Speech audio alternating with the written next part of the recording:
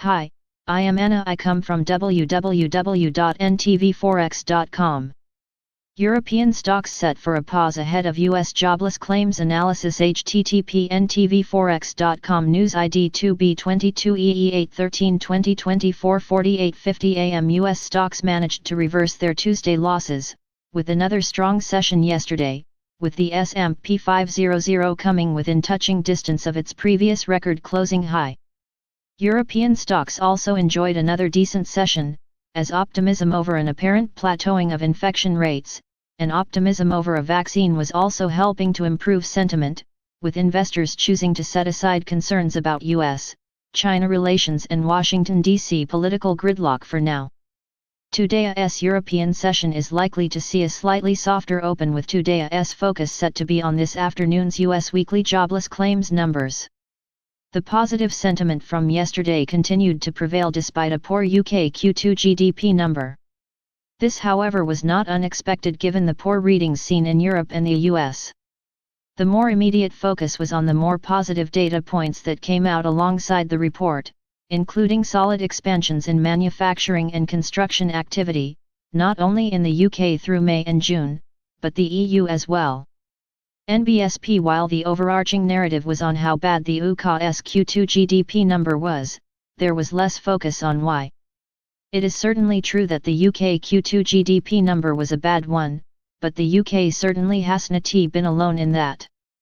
The main reason the UK Q2 drop was higher was due to the fact that the UK went into lockdown later than its European counterparts, on the March 23, and also came out later, which means that the total economic effect has been more concentrated in the context of the overall quarter. That hardly constitutes a basket case scenario in comparison to other countries, however that hasn't stopped some people trying to do just that. NBSP. Since then the picture has improved somewhat, with a decent recovery in a lot of the June data, while the latest OECD composite leading indicator CLI for July showed the UK leading the pack in terms of the recovery, way out in front of the euro area. No one is denying that the UK economy faces challenges in its recovery from the pandemic, and the ripple-out effects are likely to last for months and years into the future, given the structural weaknesses in the UK economy predated the pandemic. All the pandemic has done is expose them in all of their brutal reality, along with every other country in Europe.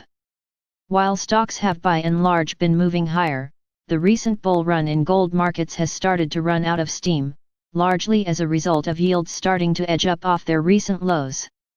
What appears to be driving this move higher in bond yields is not immediately clear. It could be optimism over the recovery story, or it could be concerns about inflation. Yesterday's hotter than expected US CPI numbers for July following on from Tuesday's firmer PPI readings would appear to suggest that price pressures are returning. Whether this is a localized situation remains to be seen, but there does appear to be evidence supporting a narrative of rising prices, both in the UK and the US.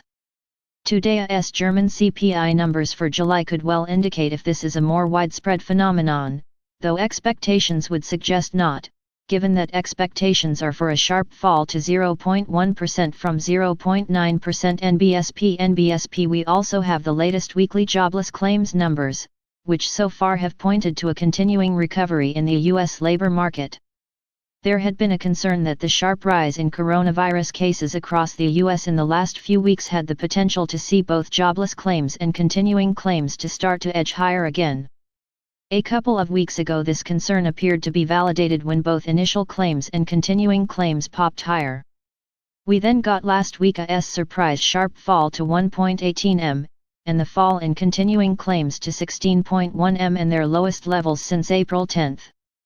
The big concern now is that given the expiry of the enhanced $600 a week unemployment benefits, combined with reversals in hiring in the wake of new lockdowns, is that these numbers could start to rise again. These fears are likely to increase further if US lawmakers can't pass new legislation to cushion the effects of the July 31 $600 cliff edge, which to date they haven't yet done. Despite these concerns, expectations are still for further declines, in both the weekly rate, as well as the 4-week continuing claims numbers. Weekly claims are expected to fall to 1.12 m, while continuing claims are estimated to fall below 16M to 15.89M, however this could just as easily go the other way, if there is a sudden pickup, post July 31st. EUR/USD while below the 1.1830 area, the risk remains for a move lower. We need to push down through the 1.1720 to complete a move towards the 1.1680 area. A fall through here has the potential to target the 1.1580 area. NBSP GBP USD the 1.3200 area remains key resistance, and while below the pound is vulnerable to a break below the 1.3000 area, with support also at 1.2980.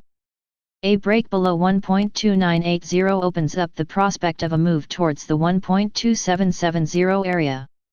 Resistance remains at last week's highs, just below 1.3200.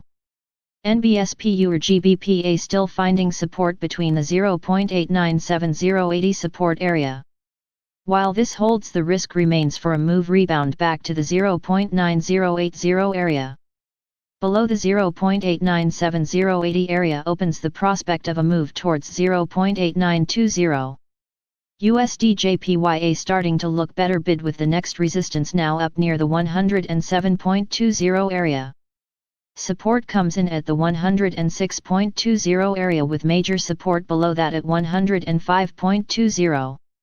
FTSE 100 is expected to open 40 points lower at 6,240. DAX is expected to open unchanged at 13,058. CAC 40 is expected to open 8 points lower at 5,065.